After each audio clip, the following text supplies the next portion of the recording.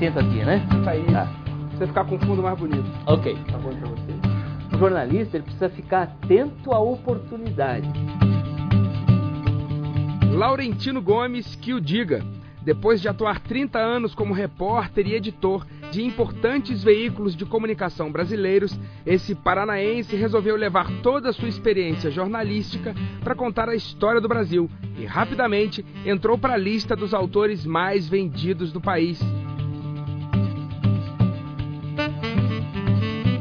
Por que cargas d'água um jornalistão de redação, um cara que escreve, edita, coordena equipes, resolve escrever um livro de história do Brasil? Eu era editor da Veja, a revista tinha um projeto de fazer uma série de especiais sobre história do Brasil, que iam ser distribuídos de brinde para os leitores, e um deles era 1808. Tá. E eu fiquei encarregado de coordenar uma equipe que ia investigar essa história, da vinda da corte para o Rio de Janeiro.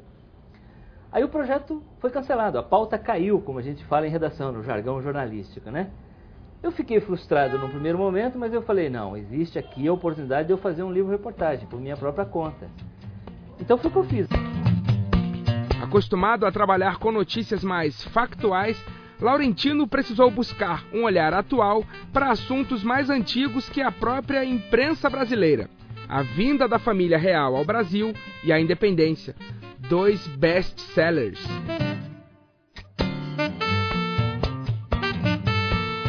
Eu acho que nós jornalistas, nós passamos a vida tentando pegar a veia do leitor.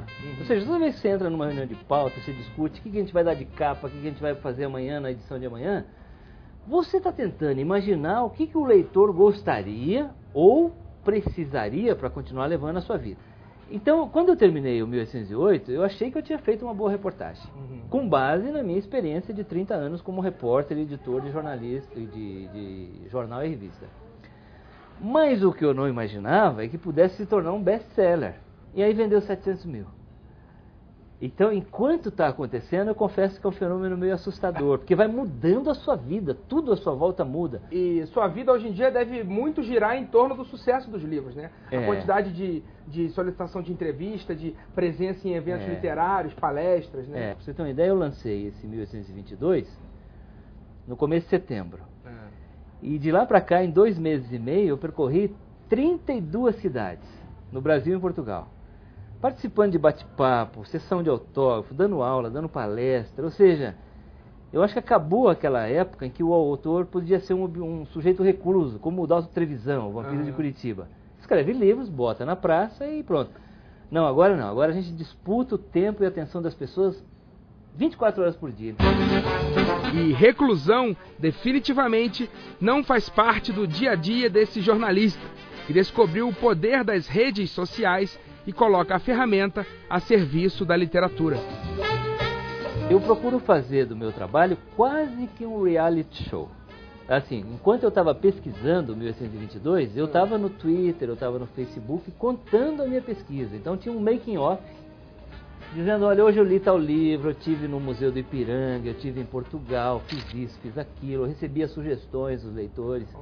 Então a pesquisa foi feita em tempo real. E é muito engraçado, porque é o seguinte, eu descobri que esses leitores que estão nas redes sociais, no Facebook, no Twitter, eles são quase que apóstolos seus. Ele divulga minhas entrevistas, ele acompanha a minha agenda, ele recomenda o livro como presente de Natal. Então é muito interessante, ou seja, é um público altamente formador de opinião. Então, a gente tem que pensar multimídia.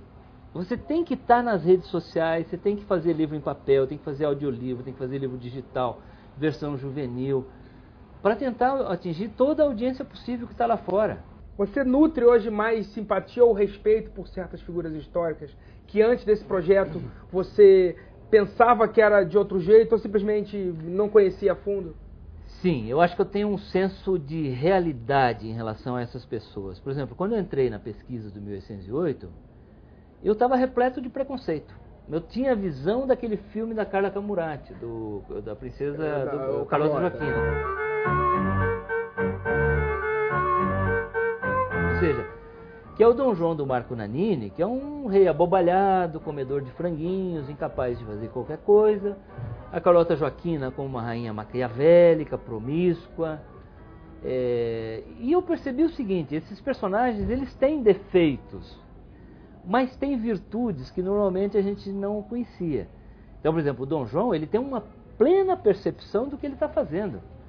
Ele sabia que ele vinha para o Brasil fugindo das tropas de Napoleão, mas ele vinha para cá para realizar um sonho antigo de Portugal, que era criar um império na América. Dom Pedro também passa para a história de forma muito maniqueísta, né?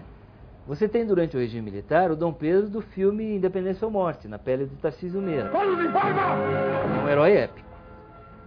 Depois, na redemocratização, você tem o Dom Pedro do Quinto dos Infernos, que é o oposto.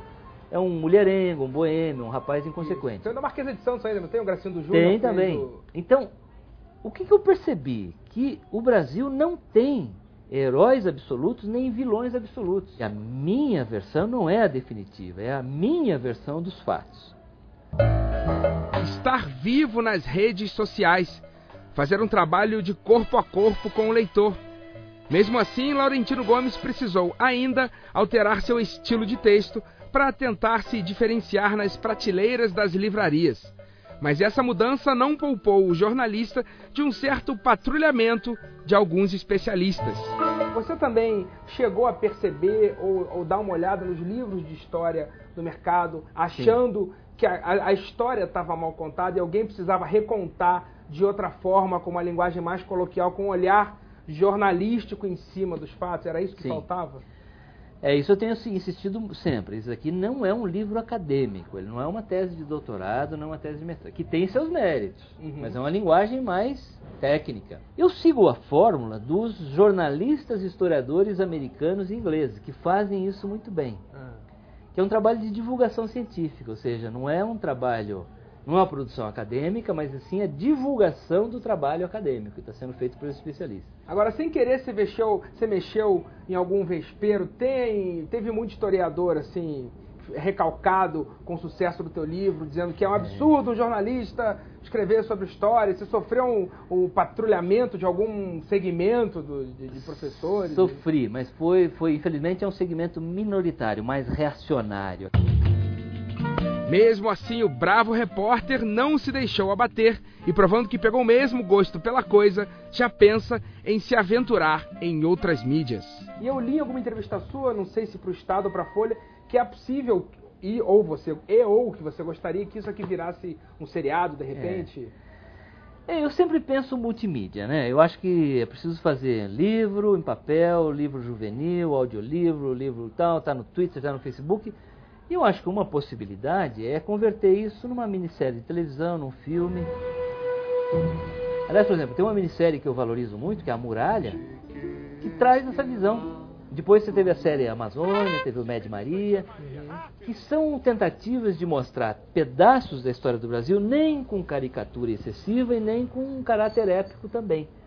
Então eu tenho a impressão que os meus livros poderiam se candidatar a esse papel. Bem-vindo sempre a este programa que trata de mídia e não poderia ignorar um fenômeno desses aqui e um personagem interessante. Tá bom, muito obrigado e a gente se vê no Facebook. No Facebook, no Twitter. É isso aí, no Twitter. Antes de ir pra cá, eu comecei a seguir esse cara.